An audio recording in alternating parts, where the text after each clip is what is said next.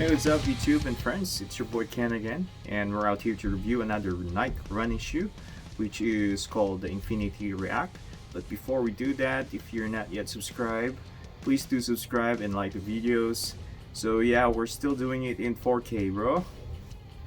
I think we've done a great job learning and understanding how different products and services make athletes faster. I think one of the opportunities is to understand how do we protect runners from injury. We went for a more cushioned midsole with the React foam that we're using. It's incredibly resilient, but it's also incredibly durable. We widen the nets to provide the stability that athletes are going to look for. A lot of work optimizing the geometry. We changed the rocker, we call it, to make sure we have this incredibly smooth transition or ride. We have a new Flyknit upper. It's actually a 3-layer mesh, which allows it both to be sturdy and breathable. At the end of the day, we're always trying to make athletes better, and part of being better is not being hurt. And it's a great first step on our journey to that North Star of no runner should get injured.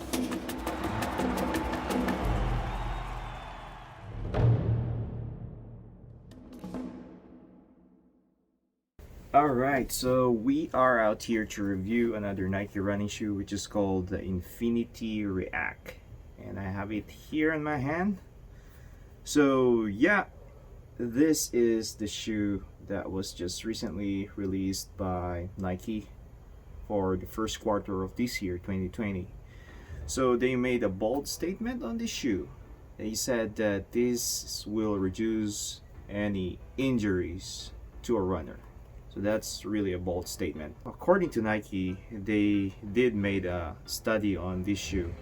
225 runners went to have their training for a month. So half of the 225 runners are using the Zoom Structure 22, another type of shoe by Nike, and the other half are using the Nike Infinity React.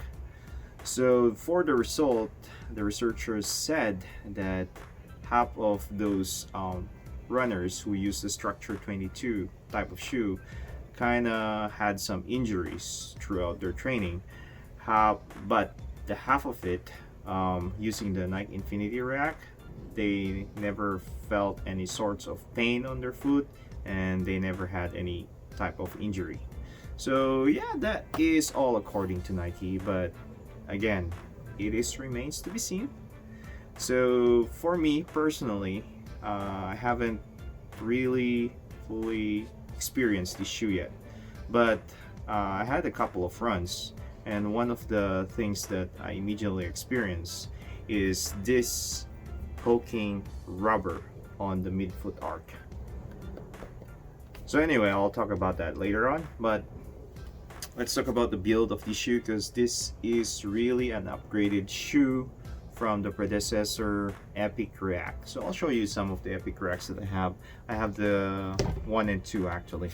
So first we have the Epic React 1. Yep, it's still alive and I'm still using it. There's some dirt on it, sorry about that. So the midsole, I would say the whole sole of it are made out of the React foam, the Miracle foam by Nike. It's really resilient, I would say, bouncy, better than the Hoka. So anyway, React foam is the midsole of this shoe, of course. Upper is the Flyknit, single layer Flyknit. So there is no moving tongue, so it is already embedded, just like this one, the Infinity React. So there is no moving tongue. So laces are standard. Heel counter, it's kind of not really a plastic on the heel for the Epic React one. And for the outsole, you will see a tiny bit of rubber at the top and at the heel, and an exposed React foam. So that was the Epic React build. It is still light and yeah, bouncy. It's the first reaction I felt from this shoe. So moving on, we have the Epic React 2, another version of the Epic React series. So the only difference on the Epic React 1 is the heel counter. So you will see a plastic heel counter there, maybe to stabilize the shoe. That's just a minor upgrade, but besides, it's all the same.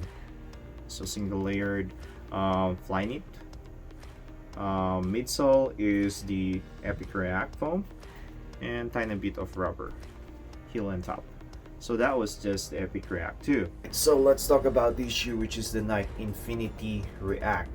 So at first glance, the first thing that you will notice, it has a wider platform and it has a bigger React foam. So 9mm drop from heel to toe, and you will see a lot of rubber from the outsole. So well, with a lot of rubbers on the outsole, it will bring more durability on the shoe. And at the upper, you will see a 3-layer Flyknit. Yes, it is still a Flyknit, so it's breathable. So with the 3-layer Flyknit, it really keeps the toes together, and it helps really in stabilizing the shoe. For the tongue, it's already embedded at the upper, so it's not the movable type of tongue, and it has the sock-like of the upper. Now you won't see any plastic at the heel counter, just like the Epic React 2, but you will see a little bit of rubber to stabilize the shoe at the bottom. Now this rubber here really bothers me a lot. This is my only negative on this shoe, because I have a wider foot and it keeps poking on my midfoot, this part, so it's really annoying. If you have a wider foot at first try, I believe you will experience that as well. So yeah, anyway, it's still a light shoe in my opinion. Laces are still standard, and this shoe is something that you can use for an everyday run. Now, giving you my final thoughts and experience on this shoe, like I said, it is really a bouncy shoe. I tried to run on fartlek style of run, and it is really lightweight, and I love running with this shoe. However, this one still keep pinching on my mid arc. I'm thinking of returning it actually because of that. That's the only negative on this shoe. So with the 25% added React foam, it really makes the runner comfortable when you are running on this shoe. I actually felt like I'm wearing a Hoka when I was running. So it's really lightweight and bouncy, very resilient, and I had no problem with the toe box because this is a wider platform, so immediately you will know that it has room for your toes to move, breathe. Yeah, even if it's a 3-layer Flyknit. So yeah, that's my thoughts about this shoe, and thank you again for watching. Subscribe and like videos. Peace out. Stay healthy.